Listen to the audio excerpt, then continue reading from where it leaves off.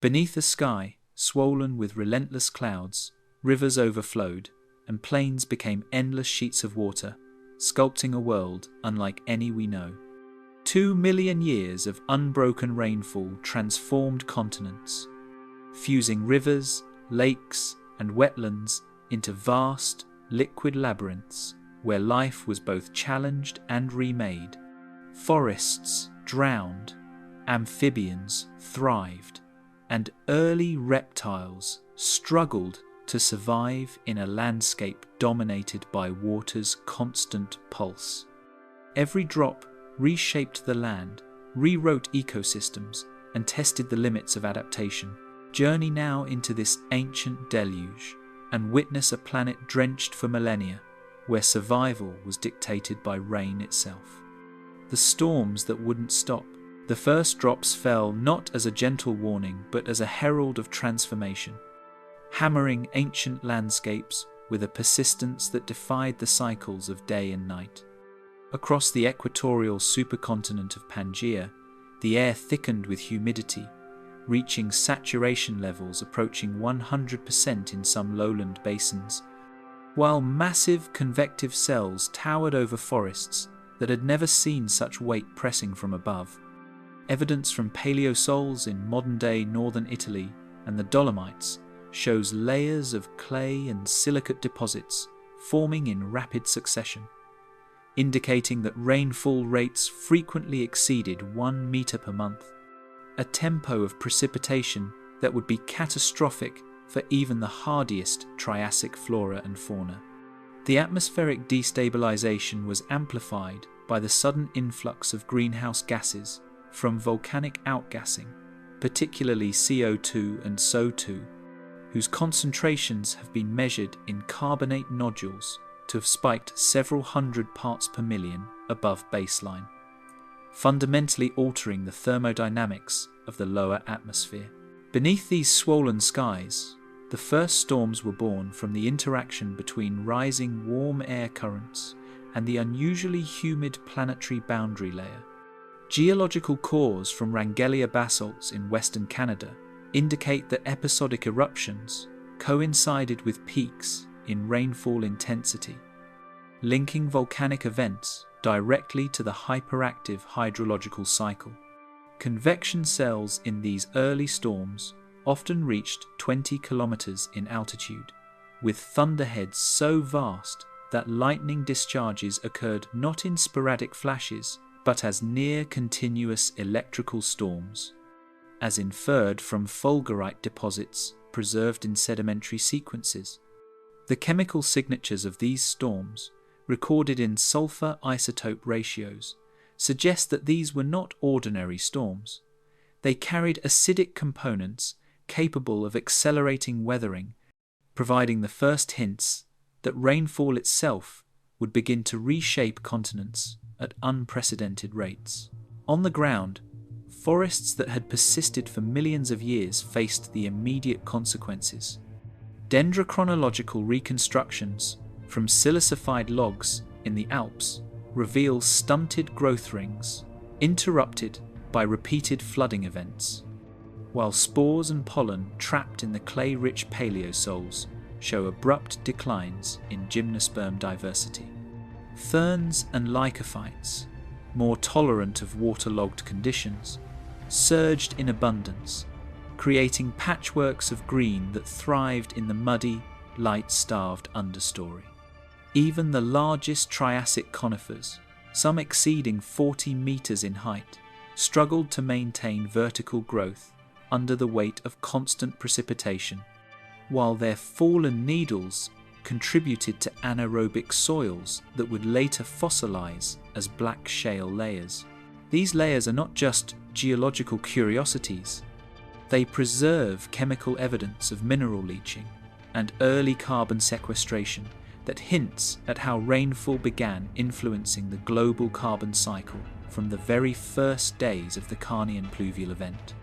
Fauna, too, were immediately challenged by the atmospheric upheaval. Trackways preserved in floodplain mudstones from southern Germany reveal that archosauriforms and early dinosauriforms were forced onto elevated landforms to avoid inundation, with many juveniles failing to survive the rapidly expanding wetlands. Predators such as erythrosuchids and rauisuchians faced drastically altered hunting grounds, their usual ambush strategies confounded by rivers that could swell hundreds of meters in width within days. Fossilized gut contents suggest opportunistic feeding strategies emerged quickly, including scavenging behaviors in species previously thought to rely solely on active predation. The interplay between atmospheric dynamics and terrestrial survival is clear. A world that had once been stable now demanded rapid behavioral and physiological adaptation, even from apex species. Oceanic currents began responding almost simultaneously to the rainfall. Sediment cores from the Tethys margin indicate rapid influxes of terrigenous material, with silt and clay layers showing distinct seasonal banding that corresponds with volcanic pulses. This influx diluted coastal salinity and stressed marine communities, leading to early signs of localized anoxia in lagoonal environments. Fossils of coelacanths and temnospondyl amphibians in these layers suggest that some species were already beginning to exploit the expanding network of freshwater-dominated coastal systems, highlighting the early ecological opportunities created by the persistent storms. The link between atmospheric destabilization and the rapid transformation of nearshore habitats underscores how intimately the hydrological, terrestrial, and marine systems were entwined from the very beginning of this extreme climate event. Evidence from tree ring isotopes and sedimentary carbonates also reveals subtle but significant shifts in oxygen isotope ratios, demonstrating that even regional temperature gradients were altered by the constant moisture flux. Areas that had previously experienced pronounced dry seasons now remained consistently damp, with microclimates stabilizing around near-saturated humidity. This persistent wetness not only affected vegetation growth patterns, but also the reproductive cycles of amphibians and early reptiles, which were highly dependent on ephemeral water bodies.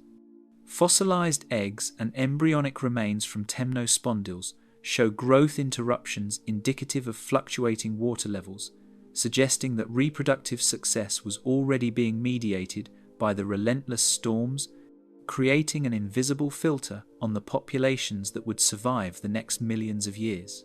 Lightning strikes, mud flows, and acid-laden raindrops combined to create microgeological crises in real time. Sedimentological evidence from braided channels in modern-day Austria indicates that the storm's energy could mobilize tens of cubic kilometers of sediment within decades, reconfiguring floodplains and river networks faster than ecosystems could stabilize.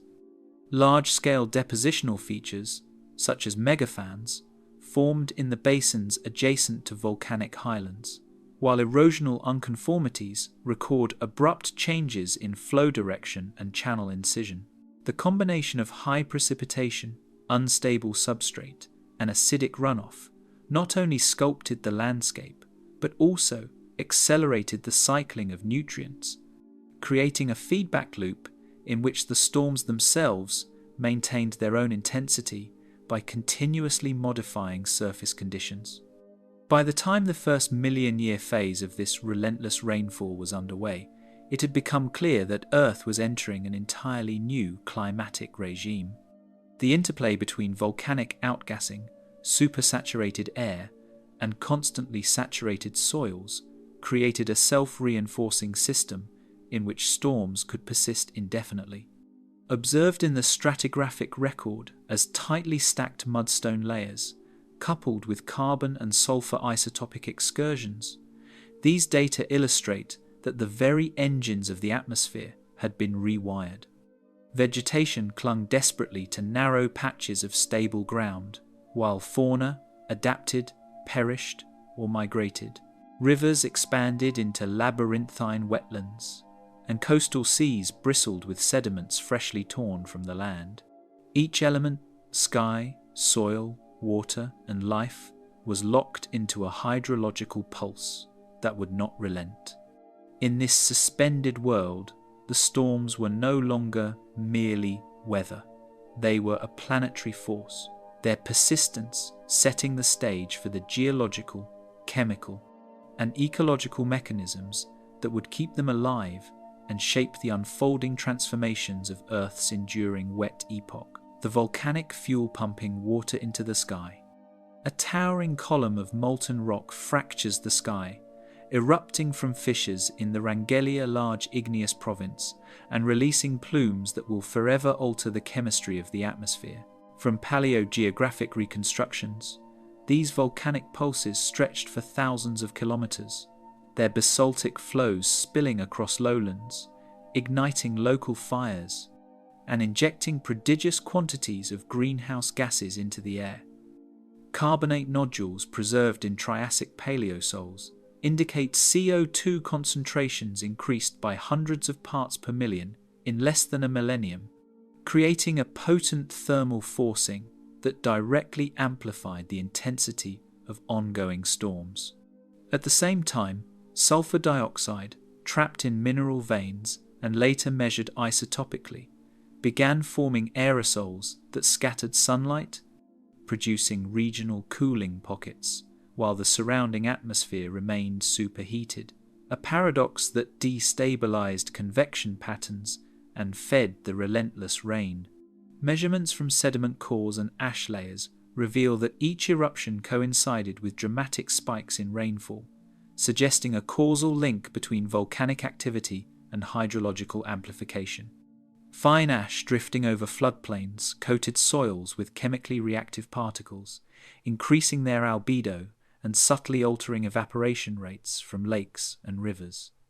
In regions corresponding to modern Western Canada and the eastern United States, repeated lava flows deposited layers several meters thick in a matter of decades, while palynological evidence shows that fern spores and lycophyte pollen surged in response to nutrient influxes, reflecting an ecosystem already adapting to the chemical and hydrological shocks.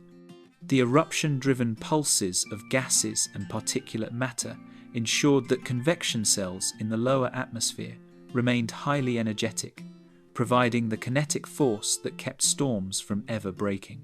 Sulfur aerosols played a particularly insidious role, suspending in the stratosphere and scattering incoming solar radiation. These suspended particles not only reflected heat into space, but also interacted with water vapor to create microscopic condensation nuclei, intensifying cloud formation and prolonging precipitation events. Isotopic ratios of sulfur preserved in shale sequences show repeated excursions corresponding to eruption pulses, indicating that these aerosols were not transient but persisted for decades, feeding the self-sustaining atmospheric engine. In combination with CO2-induced greenhouse heating, the atmosphere became a system in which rising moisture-laden air continuously collided with cooler strata, producing near-constant thunderstorms with thunderheads reaching 20 kilometers high, a scale previously unseen in the Triassic. Thermal anomalies recorded in sedimentary basins adjacent to Rangelia flows demonstrate that surface heating accelerated evaporation from rivers, lakes, and newly formed wetlands. This feedback loop between volcanic heating and moisture supply created a situation in which storms were not merely persistent but self-reinforcing. Rivers swelled beyond their banks on a nearly monthly basis, depositing massive layers of silt and clay downstream while reshaping floodplains into sprawling wetlands. Even short-term eruptions could trigger extreme flooding events, with sedimentological evidence showing tens of cubic kilometers of material mobilized in single episodes. The cumulative effect over millennia transformed regional topography, creating labyrinthine channels, megafans, and sediment-laden deltas that served both as conduits for stormwater and as visual records of the enduring rainfall. Plume dynamics, inferred from paleogeography, suggest that gases from individual eruptions rose to altitudes exceeding 20 kilometers, penetrating the lower stratosphere and mixing with tropospheric moisture. This vertical mixing ensured that water vapor, sulfur compounds, and CO2 were distributed over continental scales, priming the atmosphere for near-global storm formation. Lightning frequency increased dramatically in response to this hypercharged convection, with fulgurite evidence from contemporaneous sediment beds showing networks of fused silica that attest to repeated electrical discharges. These storms were not local anomalies.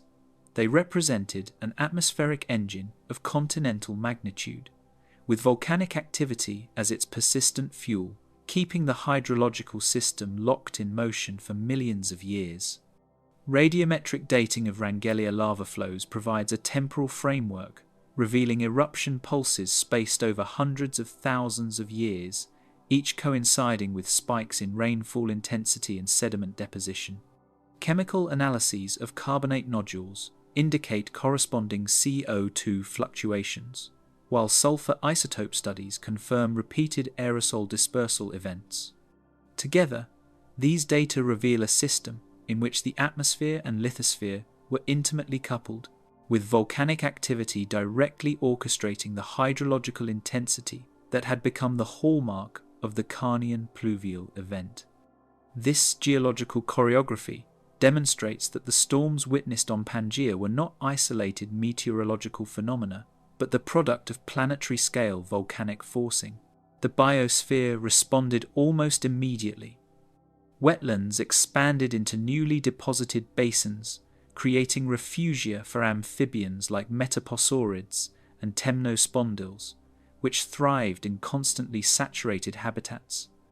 Early archosaurs and proto-dinosaurs were forced to navigate treacherous terrain as rising rivers cut across migration routes and nesting grounds.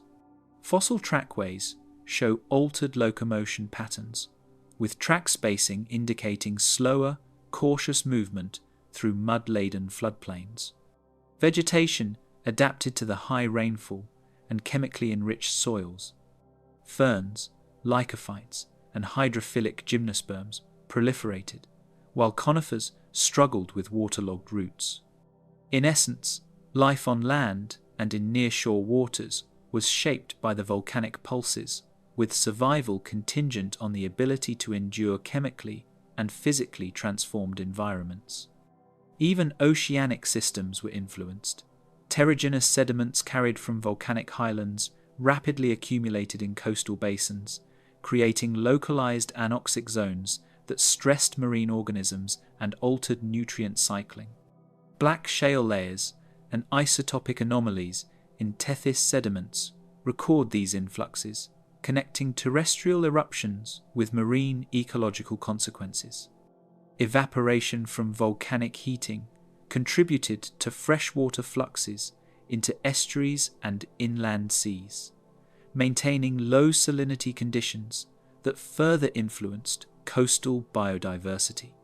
This interconnected system, in which volcanism, atmosphere, and hydrosphere interacted continuously, ensured that the storms could remain unstoppable, sustained not just by existing moisture, but by the very forces reshaping Earth from within.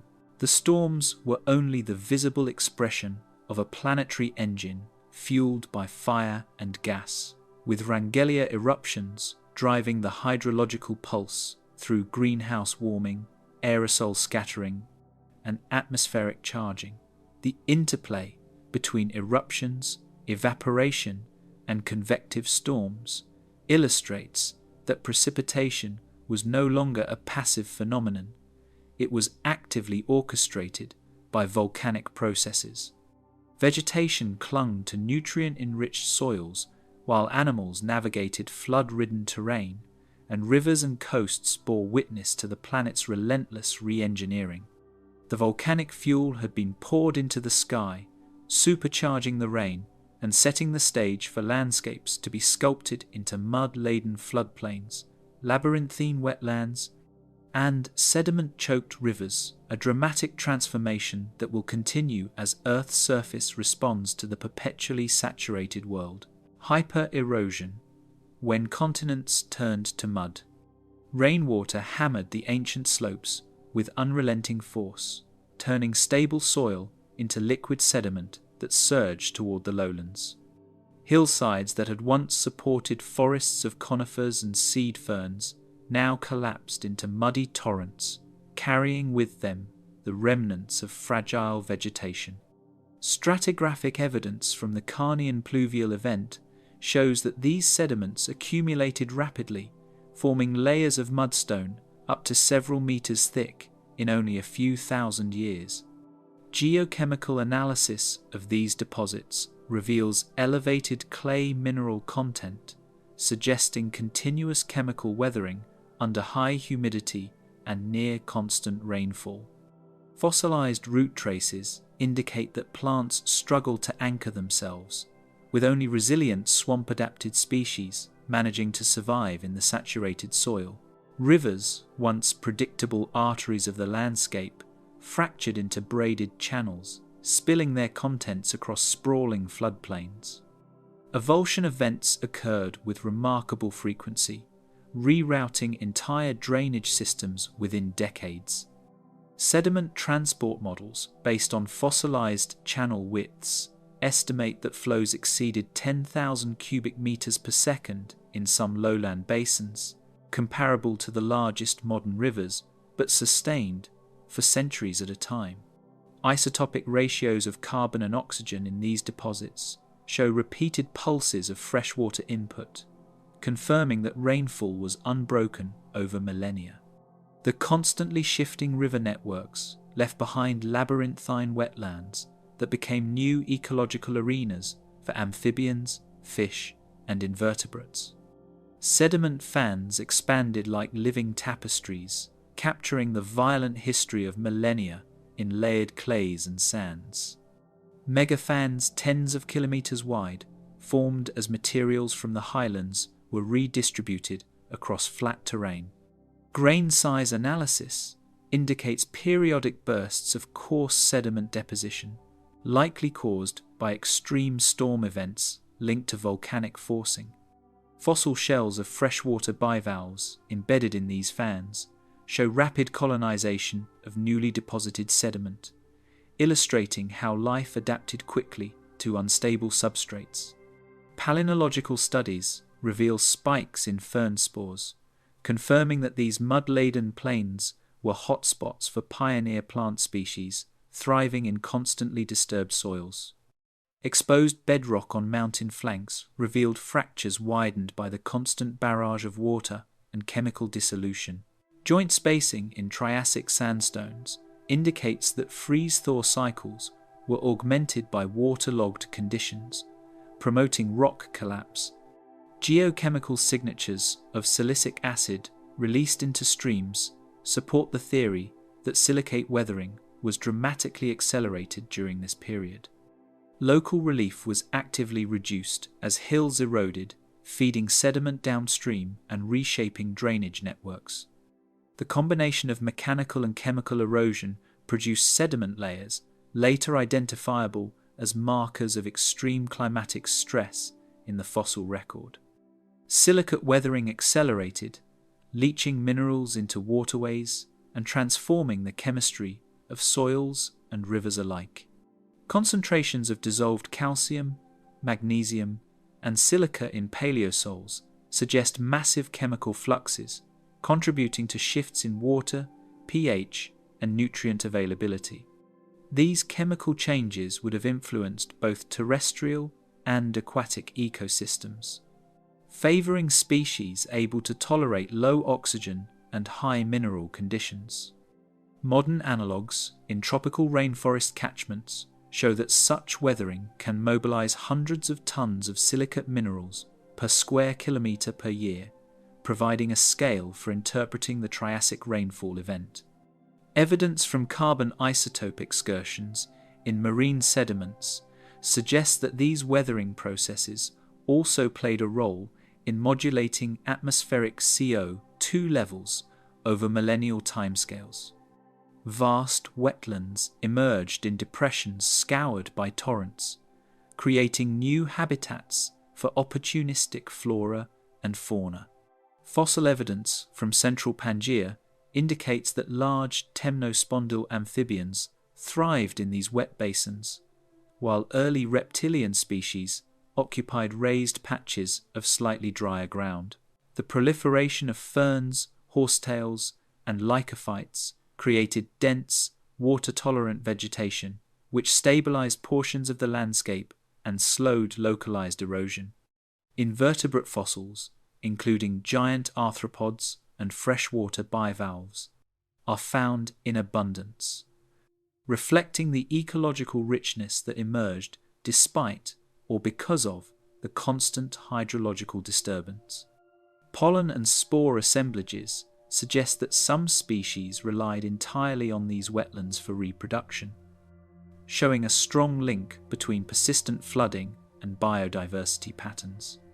Mud-choked channels forced terrestrial animals to reroute their migrations, leaving tracks preserved in soft sediment that would fossilize for eons. Theropod and prosauropod trackways, distorted by waterlogged substrates, indicate repeated attempts to navigate treacherous terrain. Large amphibians, including metoposaurids, appear to have exploited the saturated floodplains for hunting, leaving dense concentrations of footprints that reflect both predation and escape behaviours. Sedimentology studies show that repeated flooding events buried these tracks quickly, creating stratigraphic sequences that offer an unprecedented record of Triassic life responding directly to continuous rainfall. These traces reveal both behavioural flexibility and the physical challenges imposed by an ever-shifting landscape. Fine layers of mudstone and conglomerate record the relentless grinding of continents under a sky that never ceased to pour. Cyclostratigraphy reveals rhythmic deposition patterns, suggesting that storm intensity fluctuated seasonally, yet never paused long enough for soils to stabilize fully. Analyses of paleocurrent directions in conglomerates show that sediment was redistributed over hundreds of kilometers, producing fan-shaped deposits that bridged basins.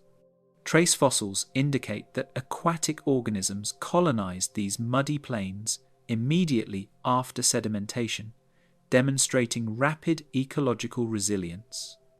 The sedimentary record preserves chemical signatures of repeated rainfall pulses, including elevated sulfur and carbon isotopes linked to volcanic emissions, providing a multi-proxy view of the interplay between atmospheric forcing and surface processes.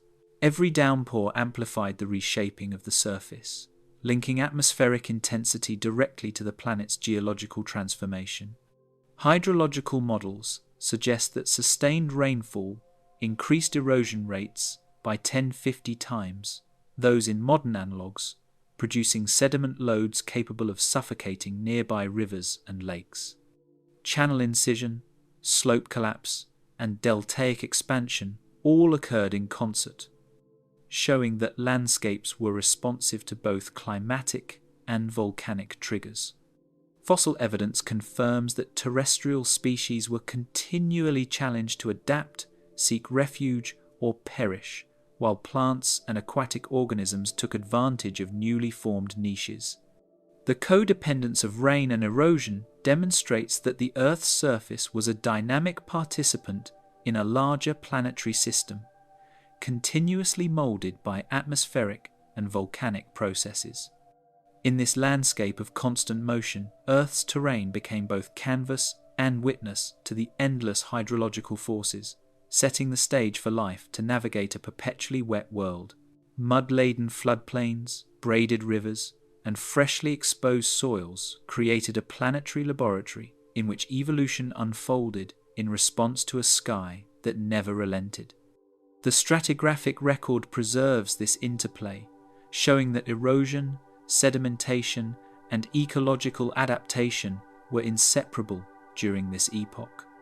As the landscape continued to be sculpted, the stage was prepared for subsequent chemical and ecological transformations, revealing how unbroken rainfall could not only rewrite the surface of the Earth, but also influence the trajectory of life across entire continents. Air you could almost swim through.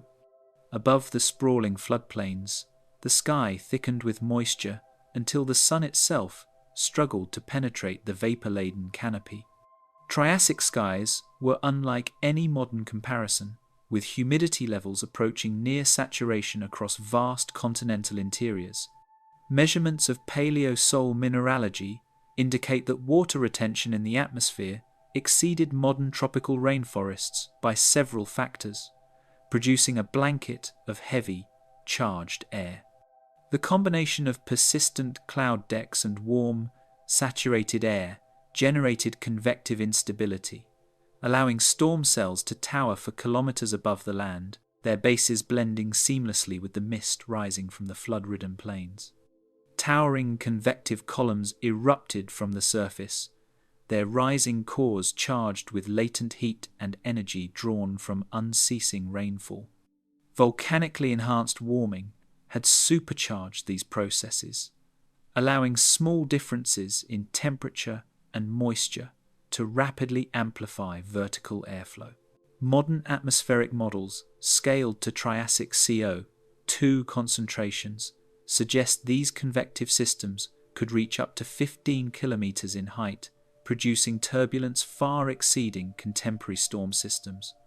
The constant vertical transport of water vapor and heat maintained the supersaturation of air, making each storm a self-reinforcing atmospheric engine.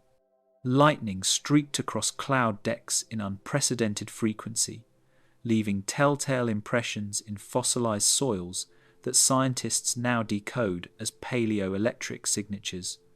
Microscopic spherules of fused silica and localized charred plant material indicate that intense electrical discharges were common even in low-lying areas beneath thick cloud layers.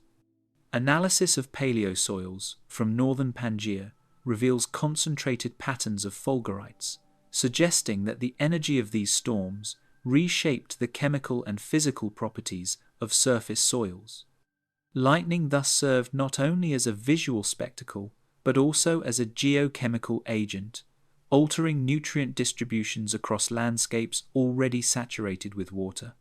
Humidity approached saturation, transforming air density and creating a medium in which even small organisms experienced drag as though moving through water.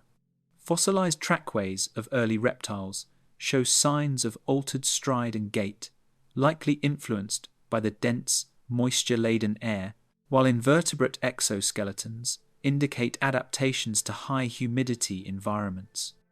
Atmospheric pressure anomalies from trapped moisture likely affected respiration in amphibians and other small vertebrates, further shaping survival strategies.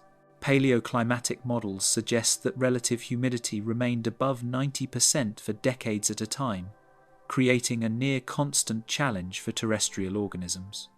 Isotopic analysis of Triassic mudstones reveals oscillations in oxygen and hydrogen ratios, painting a portrait of a perpetually charged atmosphere. These delta to the power of 18O and delta D excursions correlate with known volcanic outgassing events, showing that each pulse of CO2 and aerosols reinforced the atmospheric saturation. Sediment cores indicate that water cycles were tightly coupled with surface and subsurface hydrology, ensuring that precipitation never fully ceased. The isotopic evidence provides a timeline of how atmospheric chemistry evolved in parallel with erosion, river restructuring, and biological adaptation, demonstrating a planet in which sky, soil, and water were inseparable actors. The interface between clouds and land became a theatre of chemical exchange as sulfur and carbon aerosols redistributed nutrients across continents. These aerosols enhanced cloud condensation nuclei formation, intensifying rainfall and influencing storm trajectories. Analyses of trace metals in sedimentary layers suggest that volcanic emissions were not confined to local areas. Instead, they were transported hundreds of kilometers, fertilizing floodplains and wetlands. The chemical interplay between volcanic output and hydrological cycling also contributed to the acceleration of silicate weathering, tying atmospheric dynamics directly to surface erosion and nutrient flux. Plant canopies, already struggling in soggy soils, faced additional challenges as condensation dripped incessantly, altering microclimates beneath the leaves. Ferns, horsetails, and early conifers developed adaptations such as thickened cuticles and specialized leaf arrangements to shed excess water. Paleobotanical studies show that dense canopies trapped humidity near the ground, amplifying fungal growth and decomposition rates. This microclimate effect not only influenced plant survival, but also determined the spatial distribution of insect and amphibian populations, showing the interdependence of air chemistry, rainfall, and life. Storm persistence created feedback loops, with evaporation from flooded plains feeding cloud regeneration in a cycle that never fully abated. Hydrological modelling indicates that vast wetland surfaces contributed enormous amounts of moisture to the atmosphere, reinforcing the density and saturation of the air above. Lightning, wind shear, and convective updrafts ensured that these storms could persist for years, forming semi-permanent cloud decks over entire regions. Each feedback loop magnified the ecological pressure on terrestrial ecosystems, shaping migration patterns, predator-prey interactions, and species survival in a world dominated by water. Bird's-eye fossil impressions, preserved in flattened vegetation mats, suggest that even small animals experienced atmospheric drag and altered locomotion patterns. Tracks and body impressions indicate that some amphibians and reptiles moved cautiously, pausing frequently in high humidity zones to conserve energy. Aquatic species benefited from stable water tables, but still faced turbulent surface conditions, while terrestrial fauna evolved behaviors to cope with the extraordinary resistance and wetness of the air. The fossil record preserves these subtle adaptations, highlighting how the atmosphere itself became a selective pressure influencing evolutionary pathways. Within this elevated aerial domain, the atmosphere shaped life, energy, and chemical cycles, setting the stage for the terrestrial world's next ecological upheaval. The supersaturated atmosphere was inseparable from the flooded landscapes below, with each storm reinforcing sedimentation patterns, chemical cycles, and ecological networks. By linking the behavior of the air above to the life and land beneath, this narrative underscores how continuous rainfall reshaped the planet at every scale, setting the stage for vegetation collapse, faunal adaptation, and the next wave of environmental transformation that would define the epoch: drowned forests and collapsing ecosystems. Waterlogged trunks sagged under their own weight, roots drowning in a soil that had lost all capacity to breathe. Across vast floodplains, towering conifers and early gymnosperms clung desperately to patches of elevated ground, but persistent rainfall ensured that most root systems remained submerged, triggering widespread tree mortality. Fossilized stumps, logs, and leaf mats from this era reveal a landscape in which canopy collapse was frequent, creating a mosaic of light-starved understories and open wetlands. The constant saturation not only inhibited photosynthesis but also promoted anaerobic soil conditions, fundamentally altering nutrient availability and challenging every organism anchored to the land. Hidden networks of fungi transformed fallen wood into rich humus, accelerating nutrient cycling beneath stagnant waters. Mycorrhizal, and saprotrophic fungi thrived in these oxygen-depleted soils, decomposing plant matter at unprecedented rates and releasing large pulses of carbon dioxide back into the atmosphere. These biological processes were recorded in coalified plant remains, charcoal fragments, and geochemical markers within the sediment, illustrating how microbial activity amplified the effects of relentless precipitation. The decomposition also enriched local soils, paradoxically creating fertile patches that would later become refuges for wetland plants able to tolerate prolonged inundation. Spore-bearing plants claimed territory once dominated by towering conifers, their fronds creating dense green carpets over the floodplain.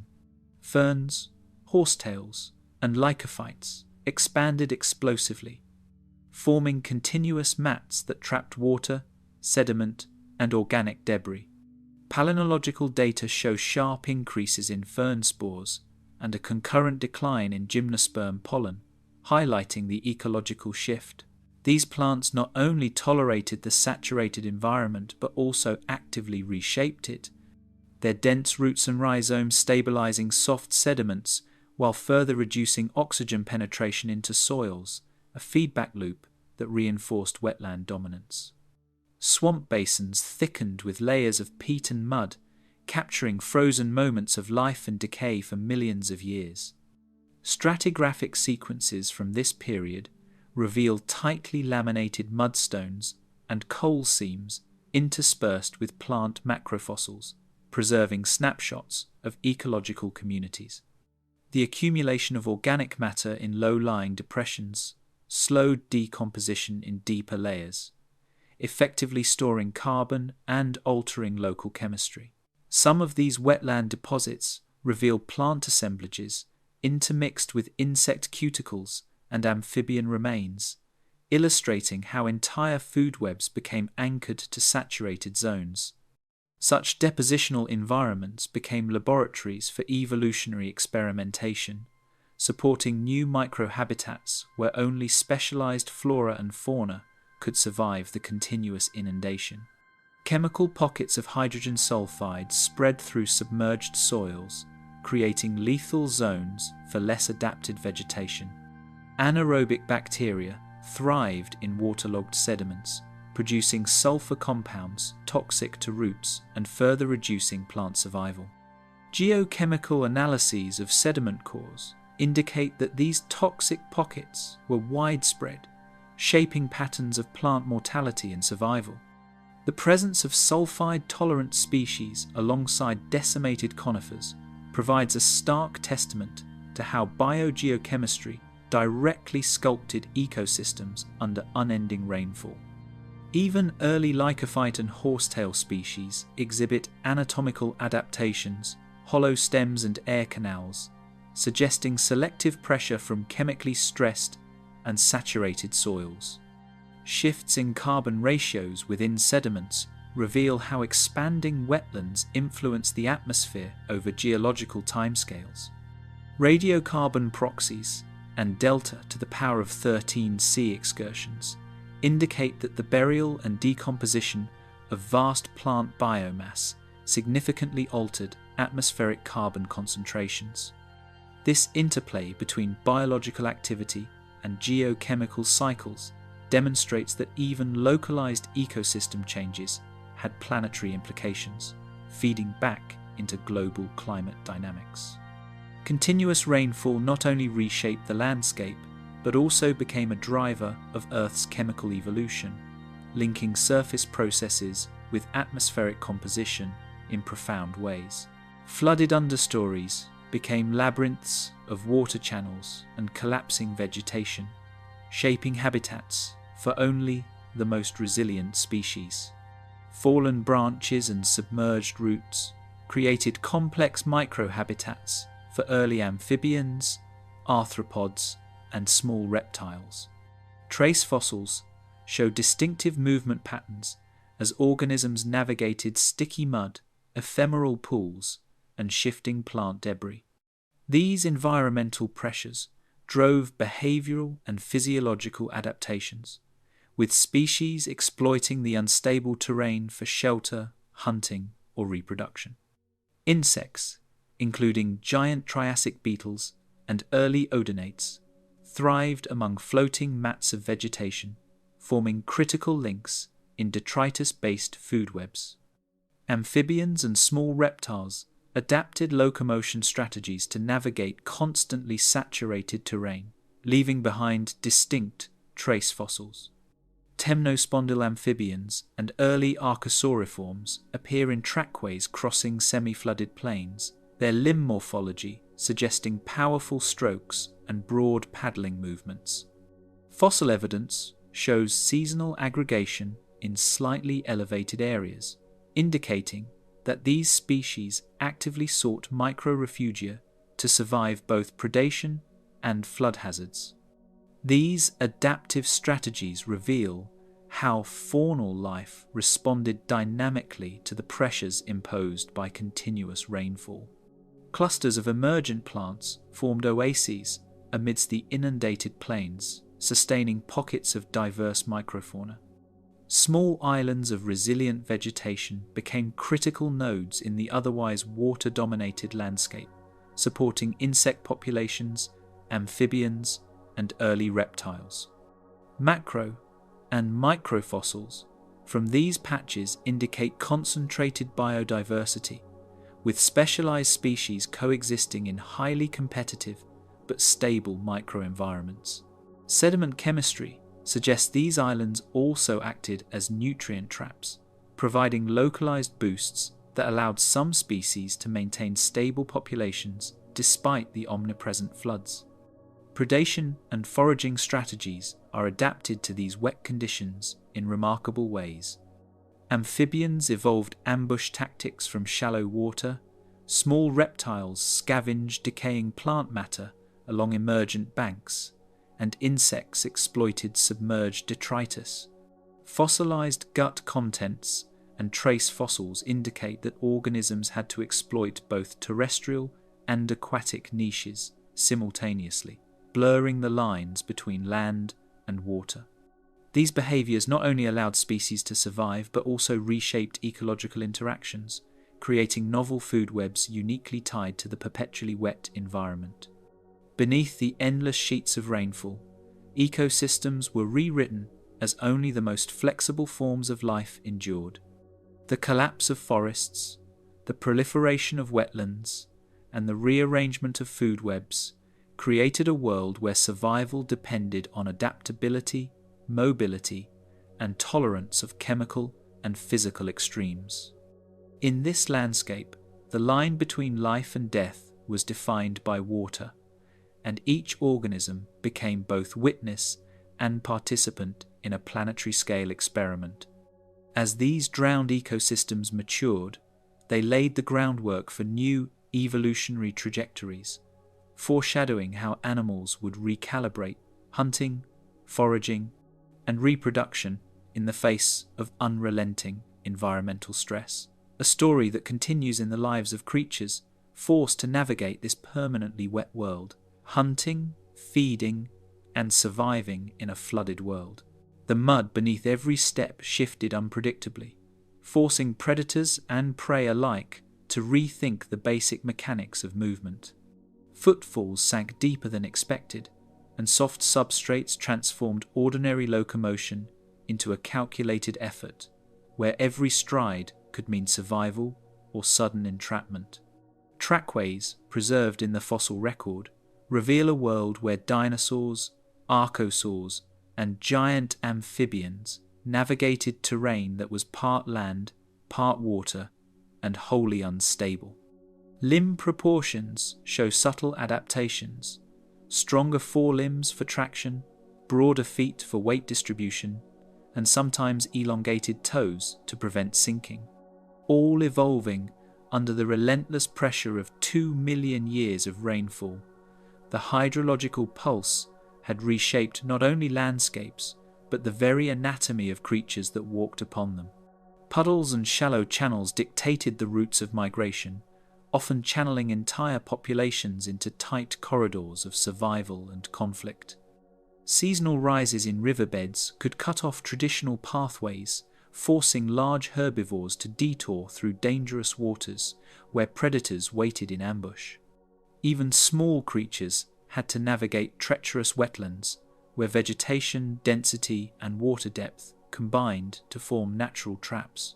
Fossilized ripple marks and sediment imprints confirm that these temporary channels were high traffic zones, worn not only by the movement of countless animals, but also by the erosion of fine mud under persistent wet conditions.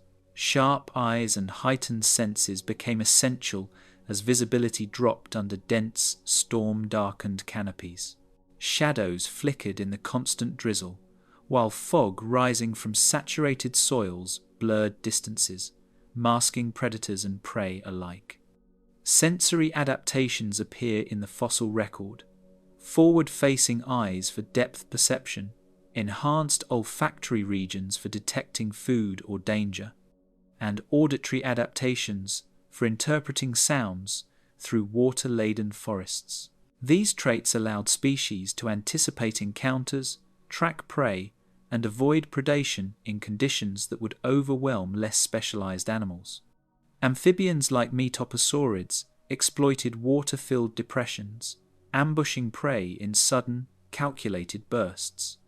Their flattened skulls and dorsally positioned eyes allowed them to lie submerged, invisible beneath still water, while limbs and tails generated rapid propulsion. Fossil bone beds suggest that population densities of these amphibians peaked in areas where small floodplain ponds remained connected during rains, providing both hunting grounds and protection from terrestrial predators. In this world, ambush predation was not just a tactic, but a necessity, refined over generations in response to environmental constraints imposed by constant water saturation. Fossil trackways reveal distortions where massive reptiles sank ankle-deep in saturated soils, highlighting the biomechanical stress of constant flooding. Prints are sometimes doubled, smeared, or overlapped, indicating sudden slips, repeated corrections, or struggles to maintain balance. These distortions offer insight into gait, stride length, and weight distribution, revealing how body design intersected with environmental challenges. Even for apex predators, moving across the mud was a constant negotiation, balancing the need to hunt efficiently with the risk of becoming trapped or exhausting energy reserves too quickly. Riverine predators adapted new hunting strategies, combining stealth with the selective use of submerged vegetation as cover.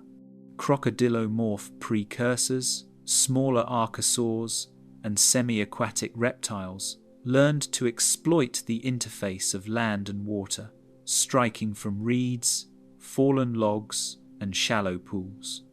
Fossilized stomach contents, bite marks on bones, and sedimentary evidence show repeated patterns of ambush near channels where prey congregated. Predation was therefore deeply intertwined with the hydrological architecture of the land. Where water flowed or pooled, life and death followed predictable yet perilous paths. Juvenile survival rates fluctuated dramatically, as smaller creatures were both easier to trap and more vulnerable to disease in stagnant pools. The ephemeral nature of floodplain refugia meant that hatchlings often faced periods of isolation, overcrowding, or inundation, with mortality spikes reflected in growth rings and population structure of fossil assemblages. Conversely, some species evolved strategies to synchronize hatching with receding water levels or to exploit niches in elevated hummocks, revealing a sophisticated interplay between life history and environmental timing. Detritus-based feeding networks intensified, with scavengers, small reptiles, and insects converting the abundant, decaying matter into essential nutrients. Fallen leaves, drowned ferns, and dead animal matter accumulated in pockets of standing water, creating nutrient-rich microhabitats. Fossilized coprolites and gut contents demonstrate that many organisms became specialized for exploiting this detritus, forming the backbone of emergent food webs that relied less on live prey and more on the omnipresent decay of the drowned landscape. These networks supported both generalist and specialist species, driving unexpected evolutionary trajectories under the constraints of 2 million years of precipitation. Temporary high-ground refugia became critical arenas for reproduction, feeding, and social interaction, shaping population distributions.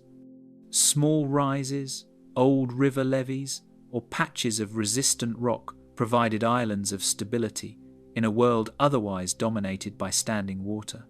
Fossil evidence shows clusters of nests, burrows, and trackways on these elevated areas, indicating that even the most mobile species had to contend with constrained space for vital life functions. Competition for these refugia likely influenced territorial behaviors, mating systems, and social hierarchies, adding yet another layer of complexity to survival in this saturated world. Throughout this continuous wet realm, thriving meant negotiating a seamless mix of land and water, where speed and strength alone were insufficient. Every aspect of anatomy, behavior, and life history was sculpted by the hydrological regime, and each adaptation became a narrative of endurance, ingenuity, and evolutionary opportunity. From ambush predators lying in flooded depressions to herbivores negotiating treacherous mud, the dance of life in a perpetually inundated world demonstrates that environmental extremity can be both a crucible and a laboratory for survival.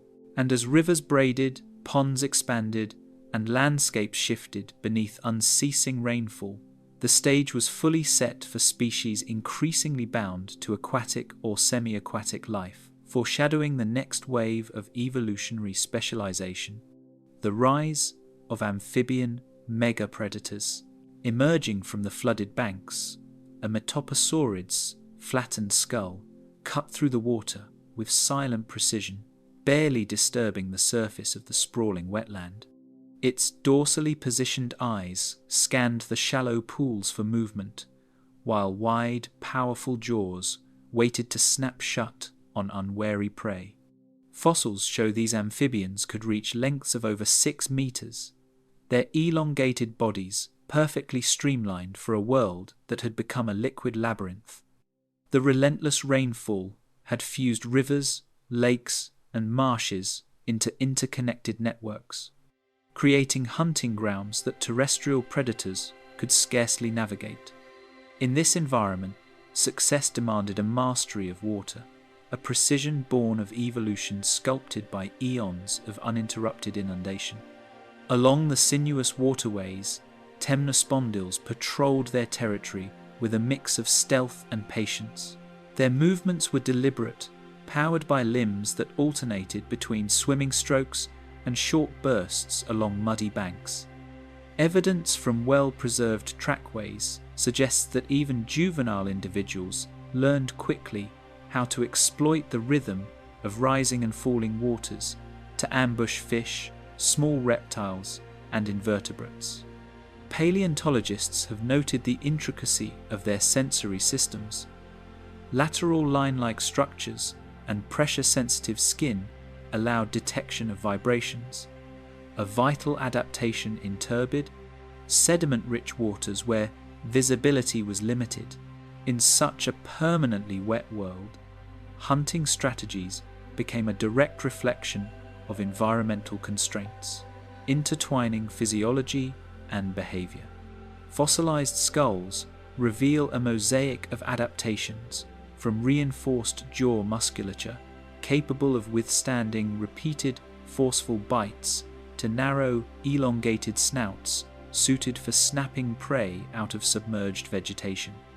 The cranial anatomy shows not only evolutionary ingenuity, but also evidence of convergent solutions among disparate aquatic lineages. Teeth were arranged to grip rather than slice, optimized for catching slippery prey in fast-moving currents. Within these bone beds, paleontologists have identified assemblages hinting at repeated occupation of certain floodplain regions, implying that these megapredators were not just opportunistic hunters, but structured their life cycles around stable wetland hotspots. In a landscape defined by water, anatomy became behavior, and behavior became survival. Seasonal fluctuations in water levels dictated reproductive timing, driving complex nesting behaviors on islands and elevated mounds that persisted through short-term floods. Embryonic and larval fossils suggest rapid growth phases, with juveniles reaching substantial sizes in a few years, minimizing vulnerability in predator-saturated waters. These life history strategies exemplify how an unbroken hydrological pulse could shape every aspect of development. The convergence of flooded terrain, stable breeding grounds, and abundant prey created ecological niches that these amphibians exploited with remarkable efficiency, ensuring dominance across vast areas of Triassic wetlands. Submerged vegetation and fallen logs became natural hunting blinds, providing both cover and elevated vantage points. Ambush strategies relied on patience, timing, and the subtle interplay of water flow and camouflage. Fossil evidence shows cranial depressions consistent with sensory organs adapted for detecting movement under murky waters, allowing predators to strike with astonishing speed. In contrast, smaller prey species evolved evasive behaviors, including synchronized schooling, cryptic coloration, and burrowing into sediment, highlighting a dynamic predator-prey arms race. The wetlands themselves became a living laboratory, continuously shaping morphology, behavior, and survival tactics. Bone beds indicate mass gatherings, suggesting either seasonal migrations, social behaviors, or congregation in response to environmental cues. Some assemblages contain hundreds of individuals, hinting that interactions were more complex than simple competition. These gatherings may have also allowed for cooperative defense against other large aquatic predators or facilitated mating rituals within confined floodplain networks. The dense clustering of individuals underscores how the hydrological constancy of the environment not only sustained life, but also influenced population structure, social organization, and the spatial distribution of species across an ever-changing terrain. The chemical composition of preserved sediments offers a glimpse into oxygen-poor microhabitats that shaped respiration and metabolic strategies. Analysis of iron and sulfur isotopes reveals prolonged anoxic conditions in some basins, indicating that metaposaurids and temnospondyls had to tolerate low oxygen levels or exploit shallower, oxygenated layers. Gill-like adaptations and cutaneous respiration in some taxa allowed them to thrive where less specialized vertebrates would have perished. Water chemistry, therefore, was not merely a backdrop, it acted as a sculptor, influencing physiology, ecology, and evolutionary trajectories in tandem with predation and competition. Predatory success was inseparable from water depth and clarity, demonstrating the fine-scale coupling between physiology and hydrology. Fossilized stomach contents, trackways, and even preserved bite marks illustrate that hunting techniques varied with microhabitat, ranging from shallow, sediment-choked pools to deep, flowing channels. Amphibian megapredators adapted continuously to shifting conditions, exploiting opportunities presented by turbidity, water flow, and prey distribution. Their dominance exemplifies how extreme, constant environmental pressure can accelerate specialization, favoring traits that merge physical prowess with environmental awareness. Competition among megapredators sculpted community structure with size, speed, and stealth, determining survival outcomes.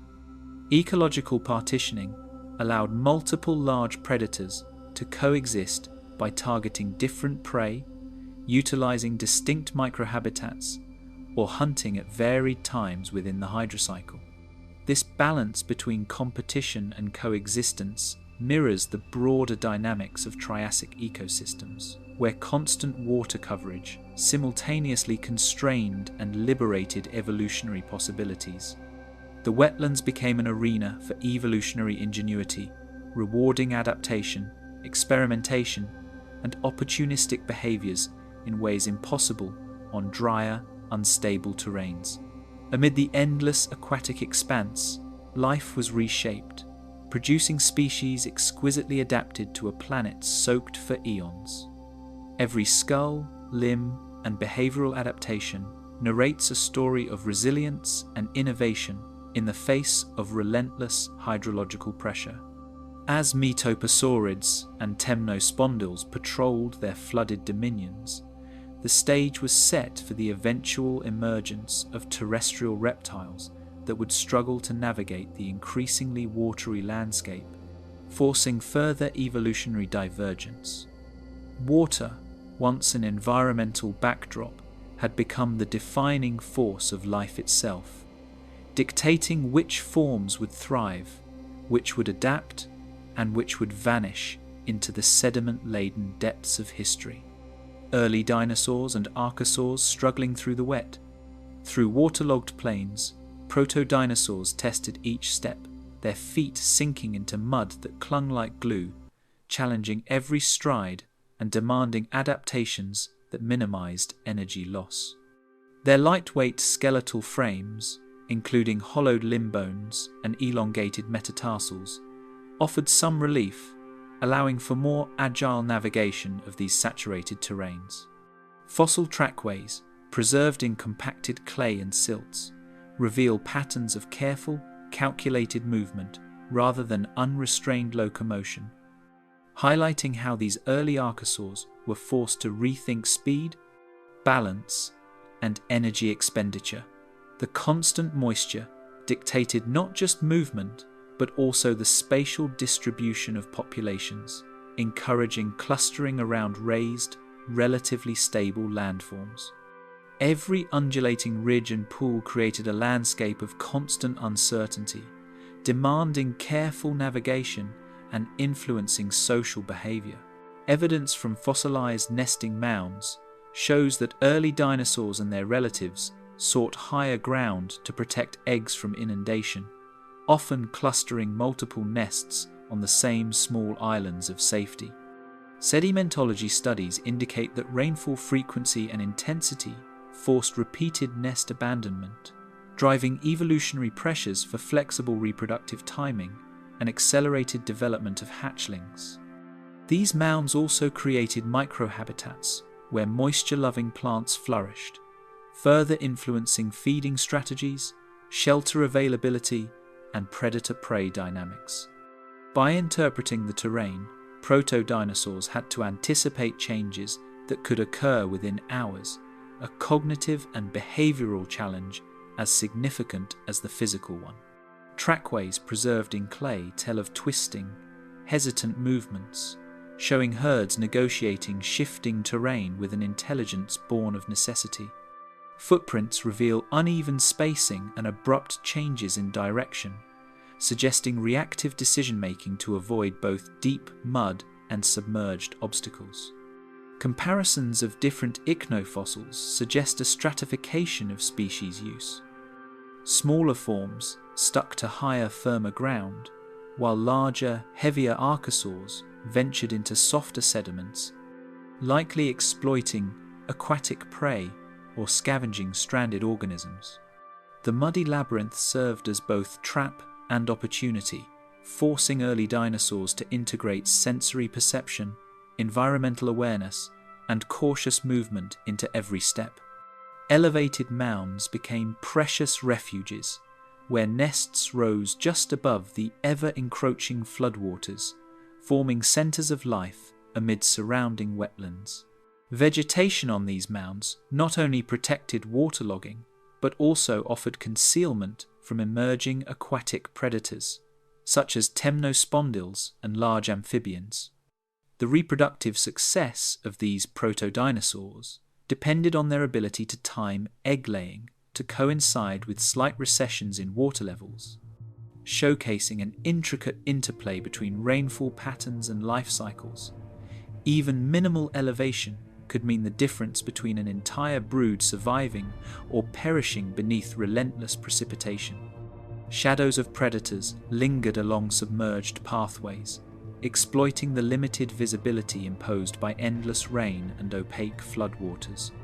Fossil evidence of tooth marks and gnawed bones in sediment layers indicates that hunting strategies had adapted to these murky conditions, favouring ambush and opportunistic feeding over prolonged chases.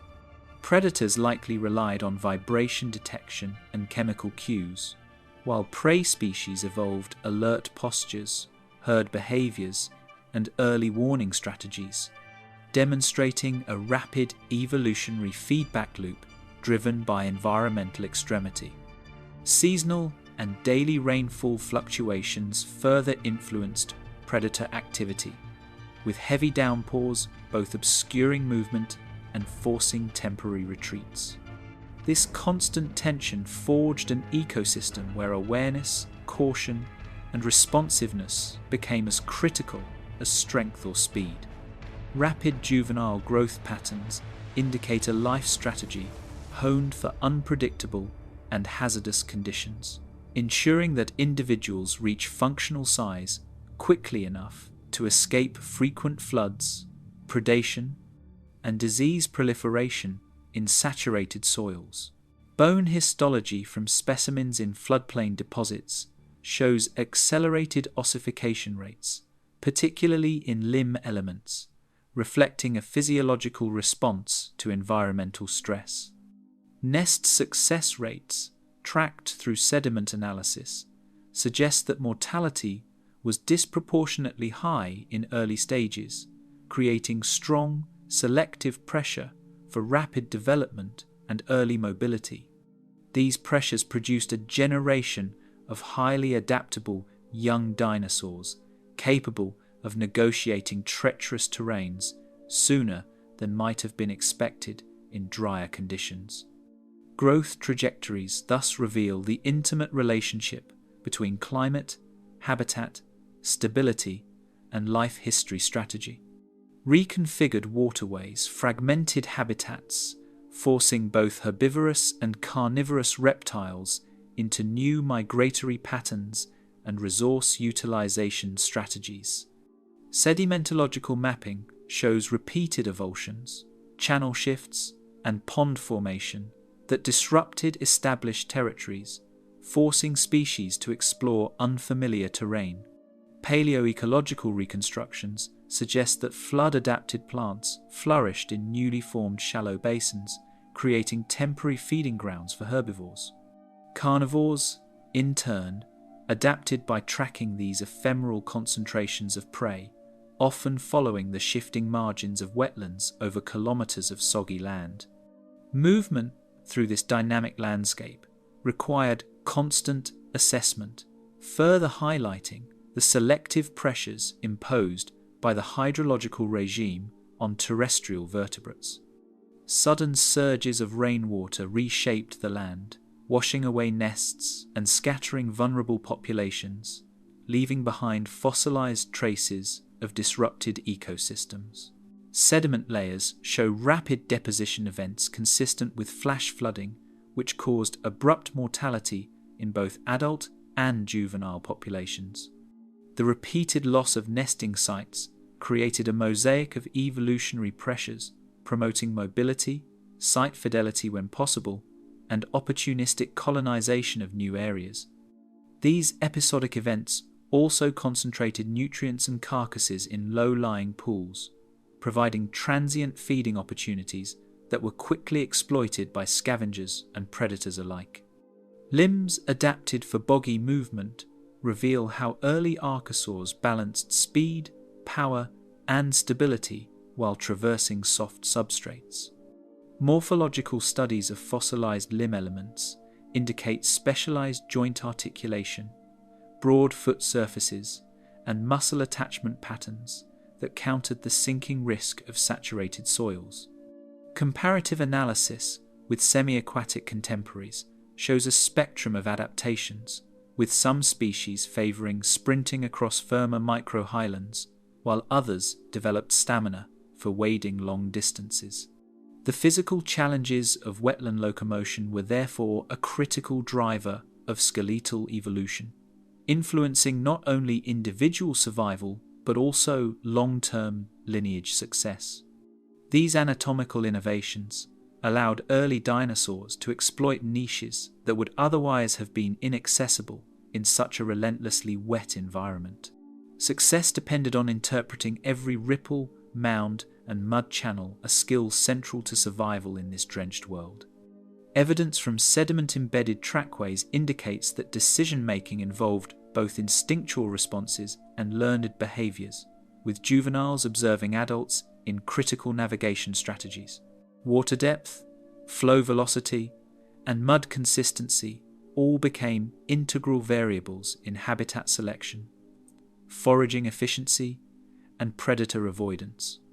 These interactions reveal a planet where cognition and environment were inseparable, where survival relied on continuous engagement with a landscape that was both home and adversary. Every inch of this ever-shifting terrain demanded constant adaptation, with each movement carrying evolutionary weight.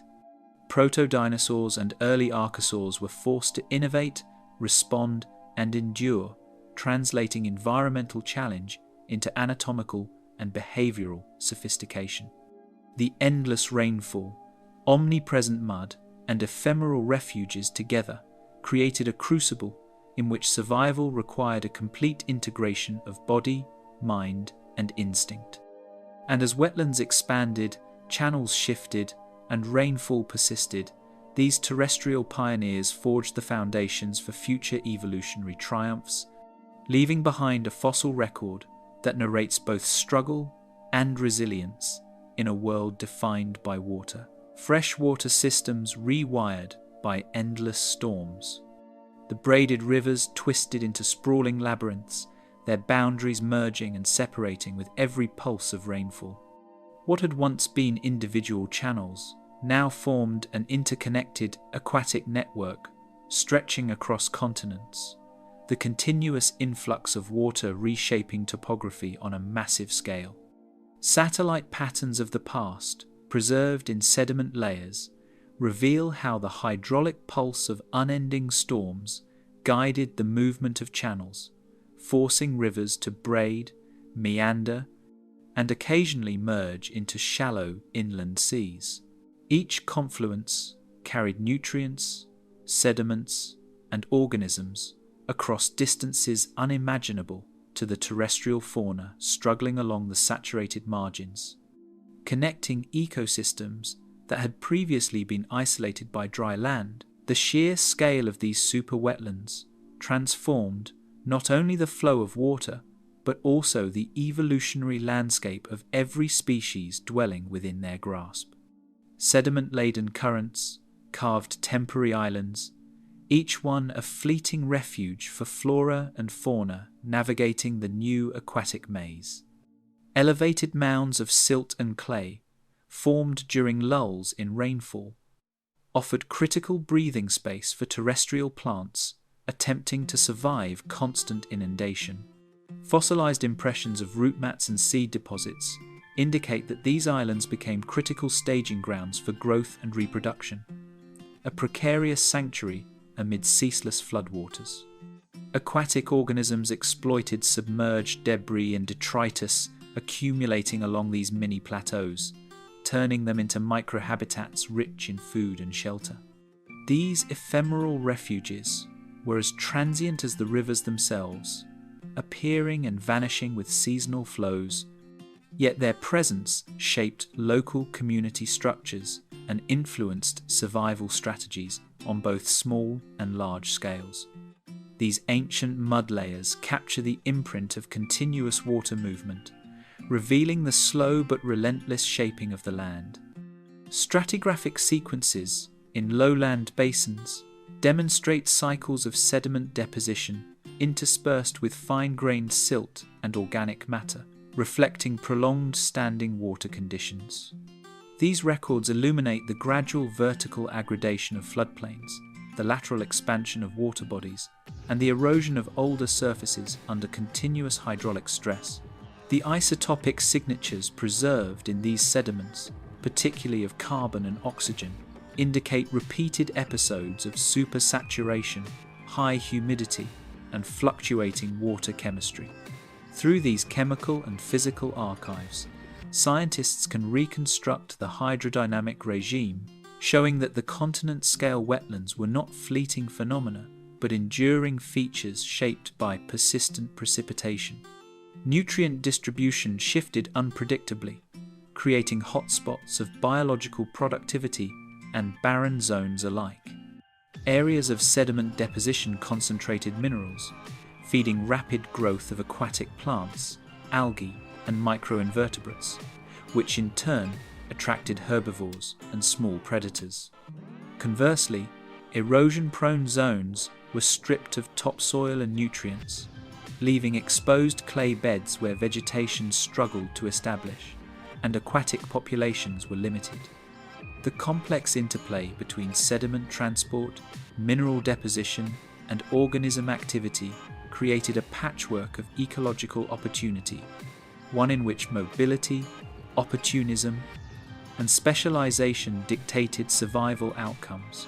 Rivers became living laboratories, illustrating how chemical fluxes and mechanical forces collaborated to shape both habitat and behavior in a continually wet world. Inland seas expanded into shallow networks, connecting previously isolated wetlands and permitting long-distance dispersal of aquatic species. Fish, amphibians, and semi-aquatic reptiles traversed these new corridors, colonizing territories that would have been unreachable in drier epochs. Fossil evidence suggests that previously endemic species suddenly appear in distant basins, mirroring the hydraulic pathways traced by sediment deposits. In turn, predators tracked these populations, exploiting corridors that allowed for efficient hunting, while herbivores and detritivores adjusted their ranges to match the shifting availability of food. These extended networks created super wetland corridors that rewired ecosystems across entire continents, linking water chemistry, sedimentation, and biological communities in a manner that blurred the distinction between local and regional habitats. Oxygen levels in stagnant channels fluctuated dramatically, forcing adaptations in respiration and metabolism among resident fauna. Dense vegetation, high organic load, and slow-moving waters generated hypoxic microenvironments, favouring species capable of air-breathing or facultative aquatic respiration. Fossils with modified gill or lung structures, combined with trace evidence of burrowing and surface ventilation, suggest a widespread evolutionary response to low oxygen conditions. Animals that could not adjust were confined to marginal refuges or faced localized extinction, creating strong selective pressures that reinforce the emergence of specialized physiologies. These dynamics illustrate the direct linkage between hydrology, water chemistry, and evolutionary innovation, showing how persistent storms did not merely shape landscapes, they sculpted life itself. Riparian plants developed anchoring strategies against constant inundation, their root systems simultaneously stabilizing and modifying sediment. Tree ferns, horsetails, and primitive gymnosperms produced deep, fibrous roots that could resist lateral displacement while also trapping silt and organic debris to create mini-elevations within floodplains. The interaction between vegetation and water flow created feedback loops. Stabilized sediment allowed larger plants to establish, which in turn altered current paths, slowed erosion, and fostered nutrient accumulation. Fossilized root traces and sedimentary bedding plains reveal the co-evolution of plant communities and hydrological dynamics, highlighting the intricate choreography between biology and environment during the formation of these super wetlands. Seasonal pulses of water created cycles of inundation and temporary exposure, driving migration and breeding behaviors across taxa. Amphibians, fish, and semi-aquatic reptiles timed their reproduction to coincide with rising waters, exploiting flooded zones for egg deposition while minimizing predation risk. Migratory patterns of herbivores and small carnivores reflected temporary corridors moving between nutrient-rich floodplains and more stable upland refuges. These rhythms, encoded in both behavior and physiology, illustrate how organisms integrated environmental signals over annual cycles, converting the constraints of continuous rainfall into reproductive opportunity. Life, in these conditions, was defined by its responsiveness to water's mercurial presence. Geochemical markers preserved in sediments reveal how floodwaters concentrated minerals, subtly altering soil chemistry over wide regions. Layers rich in iron, phosphorus, and trace elements show accumulation in standing water zones, fueling plant growth and influencing microbial activity. These chemical concentrations, in turn, affected the nutritional value of plants and prey, creating cascading effects throughout trophic networks. Fossilized microfauna within these deposits indicate population booms and busts corresponding to these chemically enriched patches, demonstrating that hydrology dictated ecosystem productivity as decisively as topography or climate. Through this intertwining maze of rivers and channels, evolutionary pressures were shaped as much by shifting waters as by predation. Physical forces, erosion, deposition, water velocity, are intertwined with chemical and biological processes, ensuring that survival, reproduction, and dispersal are inseparable from the watery landscape. The relentless hydraulic engine molded anatomy, behavior, and life cycles, producing species tuned as much to water chemistry and flow dynamics as to competition or predation. Every organism became part of a network defined by both living and non-living forces, a testament to the power of persistent rainfall to orchestrate continental-scale ecological and evolutionary outcomes. Finally, as this planetary-scale web of freshwater merged, species adapted, perished, and radiated across unprecedented hydrological corridors. The sprawling super wetlands were no longer merely landscapes, they were active participants in life's history, shaping ecosystems, evolutionary pressures, and ecological possibilities. The chemical, physical, and biological threads of this system intertwined to create a world where water dictated existence at every level, preparing the stage for the eventual inundation of coastlines and the next dramatic reshaping of Earth's surface and its life. Oceans suffocating under sediment and freshwater. Turbid rivers poured into the shallow seas, carrying mud, silt, and organic detritus in an unstoppable cascade, turning once clear waters into opaque corridors of sediment. Coastal shelves, long accustomed to periodic flooding, were overwhelmed as continuous rainfall funneled an unprecedented volume of terrestrial material into the oceans, thickening the water column and smothering habitats once teeming with life. Currents carried clay particles hundreds of kilometers offshore, forming muddy deltas that buried benthic organisms and altered the physical structure of the seabed, effectively rewriting the rules of survival for all marine life. Evidence from laminated shales and sandstone layers captures this relentless deposition, each stratum recording episodes of turbidity and oxygen deprivation in precise geological time. Salt and fresh water collided, forming stratified layers that trapped oxygen near the surface while suffocating the depths, creating pockets where even hardy invertebrates could no longer respire. This stratification, driven by constant runoff, prevented vertical mixing, effectively decoupling nutrient cycles and altering the flow of dissolved gases necessary for life. As rivers continued to discharge high loads of sediment, the upper waters became oxygen-rich, yet laden with fine particles, while deeper layers stagnated, darkened, and fermented under anaerobic conditions. Geochemical analyses of black shales from this interval reveal sulfur isotope excursions consistent with prolonged anoxia, confirming that these coastal waters had shifted from vibrant habitats to environmental dead zones. Fossil assemblages reveal sudden disappearances of bivalves, brachiopods, and other sensitive taxa, leaving only resilient survivors capable of tolerating hypoxic and turbid conditions. In some paleontological sites, mass mortality layers show dense accumulations of dead mollusks and crinoids, abruptly halting normal ecological succession. Opportunistic species, such as small gastropods and hardy polychaetes, persisted in patches where oxygen was sporadically available, their survival testament to evolutionary flexibility in the face of continuous stress.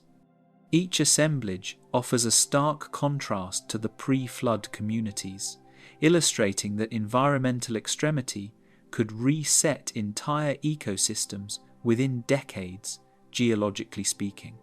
Sediment plumes, visible even in paleogeographic reconstructions, spread across continental shelves, smothering benthic habitats and reshaping the topography of shallow seas.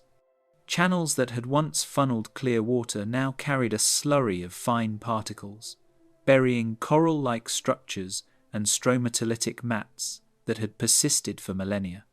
These sediment layers, sometimes meters thick, blanketed soft sediments, creating a fresh surface for colonization while simultaneously erasing prior ecological memory.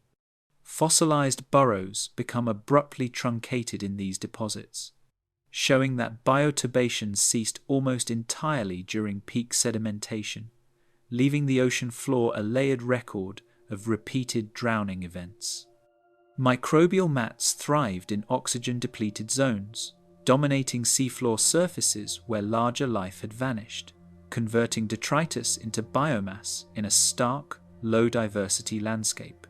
Cyanobacteria, sulfur bacteria, and other extremophiles exploited chemical gradients, forming layered structures that trapped nutrients and further intensified hypoxia. In some locales, mats reached tens of centimeters in thickness, preserving microfossils that reveal both rapid growth and the absence of competing animals. These microbial assemblages effectively became the architects of a new ecosystem, illustrating how life can seize opportunity even under the harshest environmental constraints. Chemical signatures in limestone and shale record the rapid deposition of phosphorus, iron, and organic carbon, marking ecological stress across broad scales. Elevated phosphorus concentrations fueled localized microbial productivity, while excess iron catalyzed further anoxic reactions in sediments.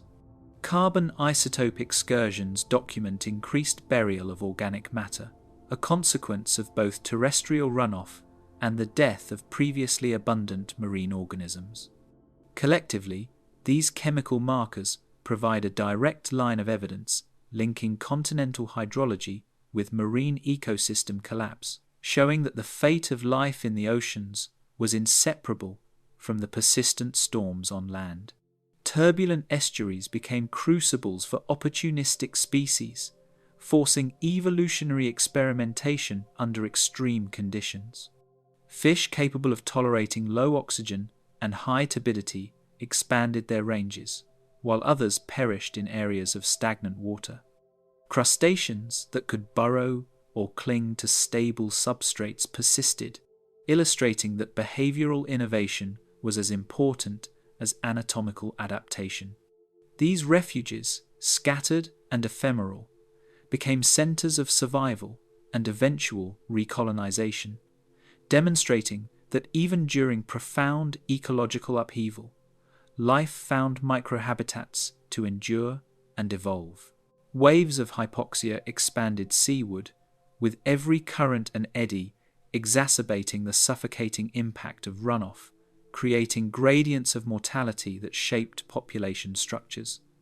The interaction between freshwater input, sediment load, and oceanic currents created dynamic zones of partial survival, where only mobile or tolerant organisms could persist.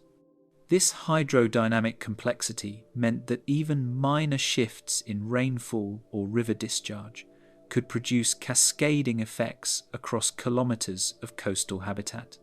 Geophysical models suggest that these processes operated continuously over hundreds of thousands of years, reinforcing the persistent dominance of water-driven ecological pressures.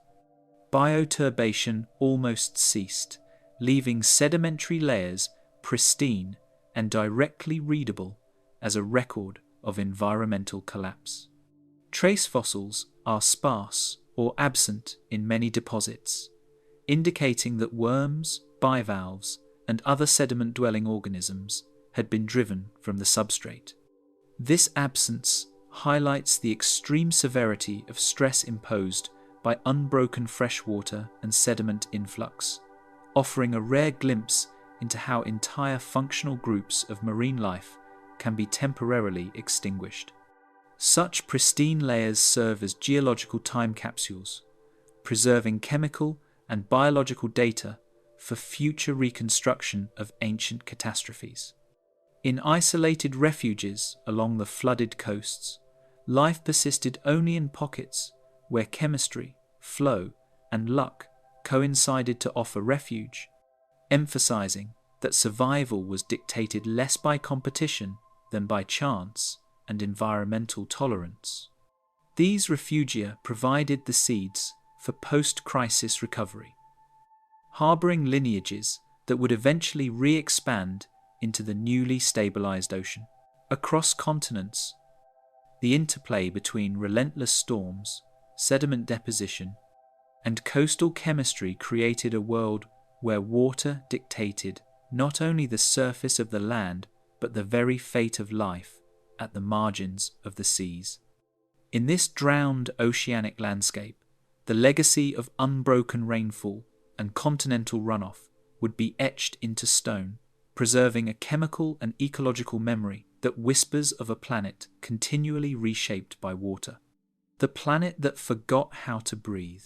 Clouds pressed low over continents, carrying oxygen-depleted air across forests and wetlands, a sky thick with water vapor and chemical tension. Beneath it, the world's life moved cautiously, each breath drawn through air that was no longer reliably nourishing, each inhalation carrying the subtle risk of suffocation. Rivers and flooded plains emitted faint, sulfur-rich odors, the unseen consequences of prolonged rainfall and decaying organic matter, while animals adapted behaviorally and physiologically to the air itself. The planet's once constant atmosphere had become a volatile medium, its composition oscillating in concert with storms, sediment, and microbial activity across a hydrologically rewired surface. High-resolution ice and sediment proxies reveal abrupt spikes in carbon dioxide and methane flux, painting a chemical portrait of an air thick with greenhouse gases. These excursions, mirrored in the isotopic signatures of plants and soil, tell of a world where the atmosphere was actively shaped by rainfall, runoff, and volcanic emissions. Even subtle shifts in oxygen content had cascading consequences for metabolism, mobility, and reproductive timing, favoring species able to cope with episodic hypoxia. Trees, amphibians, and early reptiles, each faced invisible stressors, navigating landscapes drenched in water and atmospheres strained by chemistry. Within this chemically volatile air, microclimates emerged, some pockets relatively breathable, others lethally stagnant, forcing life into localized refuges. Atmospheric circulation slowed under constant rain, trapping heat and gases near the surface, creating stagnant layers that accentuated oxygen depletion in low-lying basins. Fog hung persistently over wetlands, blending with smoke and steam from distant volcanic activity, and the air itself seemed to pulse with latent energy. Predators and prey alike altered their activity cycles, with crepuscular or nocturnal behaviors emerging not solely from predation risk, but as a physiological response to poor oxygen availability. Evolution, as much as ecology, was dictated by the composition of the very air. Even small hills and ephemeral ridges became lifelines, their higher ventilation offering temporary sanctuary for species otherwise struggling to survive in the suffocating lowlands. The chemical composition of rainwater mirrored the evolving imbalance, subtly altering soils and water chemistry. Nutrients became diluted, pH levels shifted, and trace elements fluctuated, producing stress on plant communities, even in areas not directly flooded. These chemically mediated pressures created feedback loops. Weakened vegetation contributed more organic detritus to wetlands, further depleting oxygen locally and releasing additional CO2 back into the atmosphere. Each droplet falling from a storm cloud was both a product and a driver of planetary chemical reorganization, reminding life that every aspect of the environment, from soil to sky, had become a force to contend with. Fossilized plant stomata indicate prolonged stress from hypoxic and CO2 (SN) rich conditions, revealing an intimate connection between atmospheric change and terrestrial adaptation. Stunted growth rings, altered leaf morphology, and decreased stomatal density record the physiological toll of the environment. Early herbivorous archosaurs and amphibians exhibited slower growth rates, while opportunistic species exploited niches in chemically altered microhabitats. Even temporary clearings, previously safe for nesting or grazing, became hazardous, their conditions shifting unpredictably with rainfall, sediment deposition, and decomposing matter. Microbial mats in wetlands adjusted to fluctuating redox levels, mediating local oxygen availability and creating isolated refuges of survivable chemistry. Their activity influenced nitrogen and sulfur cycles, stabilizing microenvironments just enough to sustain larvae, amphibians, and small reptiles. Sedimentary evidence of mats, coupled with geochemical signals, indicates these microbial communities were essential for maintaining pockets of life as the global atmosphere became increasingly unreliable.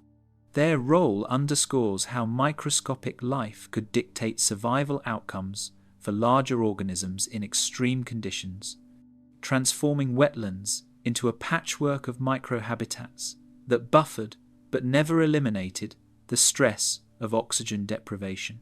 Volcanic aerosols interact with water vapor, amplifying greenhouse effects and altering atmospheric density. Fine ash and sulfates reflected sunlight unevenly, creating pockets of warming and cooling, while simultaneously changing precipitation patterns. This interplay affected wind currents, humidity, and temperature gradients across the continents, producing regional variations in oxygen depletion and CO2 accumulation. Life became a constant negotiation with both visible storms and the invisible chemistry of the air, forced into a rhythm of adaptation dictated by planetary scale forces. Birds had yet to evolve, but their ancestors, proto-archosaurs, navigated treacherous air currents, relying on instinctive, precise movement to survive each day. Paleogeographic reconstructions suggest that low-lying regions, experienced stagnant air layers, suffocating terrestrial organisms and reshaping species distributions. Populations retreated to higher elevations or ephemeral ridges, where ventilation was sufficient to support normal respiration. This migration, driven by chemistry rather than predation or competition, reshaped food webs and social behaviors. Seasonal or episodic floods, once the dominant concern, became secondary to the fundamental challenge of simply extracting oxygen from the air. Small amphibians burrowed deeper, reptiles became more cautious, and life at the edges of ponds and rivers faced daily calculations of risk and reward. Carbon and sulfur isotope excursions trace the coupling between continental runoff and atmospheric chemistry, demonstrating how water, rock, and life formed a single, interconnected system. Heavy rainfall transported sediments rich in organic carbon and sulfur into wetlands and shallow seas, releasing gases as decomposition progressed. Atmospheric oxygen declined in concert with these processes, while CO2 and methane levels rose, creating feedback loops that reinforced environmental stress. The Earth's atmosphere, once a stable backdrop, had become an active participant in evolutionary and ecological outcomes. The chemical memory of this era would echo in fossils, sediments, and isotopic records for hundreds of millions of years, marking the profound influence of unbroken rainfall on global biogeochemistry. Life everywhere contended with an invisible force. Air itself was reshaped into both barrier and medium for survival. Some species developed behavioral adaptations, others physiological adjustments, larger lungs, slower metabolism, or reliance on aquatic habitats to buffer against oxygen scarcity. Predators measured success not only in capture, but in endurance under chemically challenging conditions. Each day became a contest not of strength alone, but of adaptation, timing, and the ability to sense subtle shifts in air composition. Every breath taken, every movement made, was a negotiation with a planet that had forgotten how to breathe, revealing the subtle yet profound ways that relentless rainfall and hydrological engineering could reach from the sky to the lungs of every organism below. The Great Reassembly, ecosystems reforged under perpetual storms. Pushed by relentless rainfall, survivors navigated newly flooded corridors, discovering niches previously inaccessible.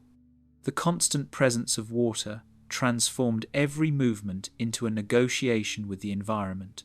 Terrestrial pathways were now ephemeral, often submerged under ankle to knee-deep mud, while low-lying depressions became semi-permanent ponds. Species that had once thrived on dry land were forced to either retreat to elevated ridges or adapt to an ever-changing wet matrix, demonstrating that resilience was no longer measured by brute force, but by flexibility and situational awareness. Each flooded ravine and sediment-laden channel dictated the potential for life, reshaping interactions among organisms at scales from individual to population. Rooted plants bent and twisted, their architectures reshaped by the constant deluge, providing scaffolds for burgeoning communities. Trees with shallow roots were uprooted, leaving behind woody debris that became islands of habitat for insects, amphibians, and small reptiles. Dense mats of ferns, horsetails, and seed ferns sprawled across inundated soils, their vascular systems pressed into a new equilibrium with unceasing moisture. These plants were both victims and facilitators of change. While some perished beneath standing water, others exploited the new hydrological conditions to expand aggressively, altering canopy density, light penetration, and the flow of nutrients across the floodplain. Submerged hills and temporary ridges became life-saving refuges, hosting dense assemblages of reptiles, amphibians, and invertebrates. Elevated microhabitats allowed nesting and breeding in otherwise inhospitable terrain, forming concentrated pockets of biodiversity that contrasted sharply with the surrounding wetlands. Fossil evidence hints at repeated occupation of these raised zones, suggesting that animals developed site fidelity based on subtle topographical cues. In these refuges, herbivores grazed selectively on surviving vegetation, while predators lurked in the edges of water, exploiting prey forced to navigate narrow, precarious paths. The interplay of water, land, and life created an ever-shifting tapestry of ecological opportunity and constraint.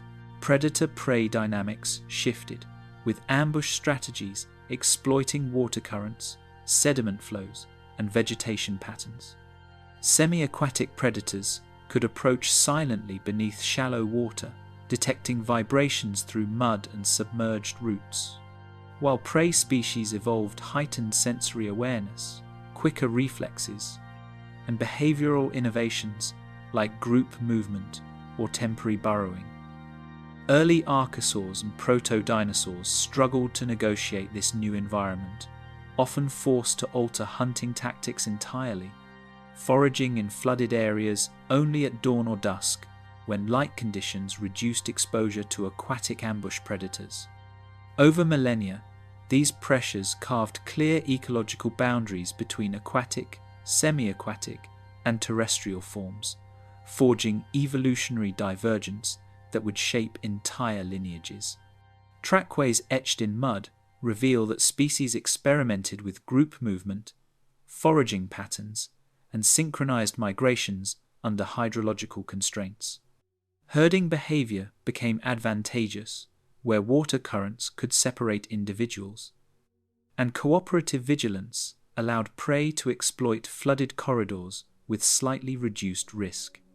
Similarly, predators that coordinated movements through shallow streams or used natural vegetation to funnel prey had higher survival success.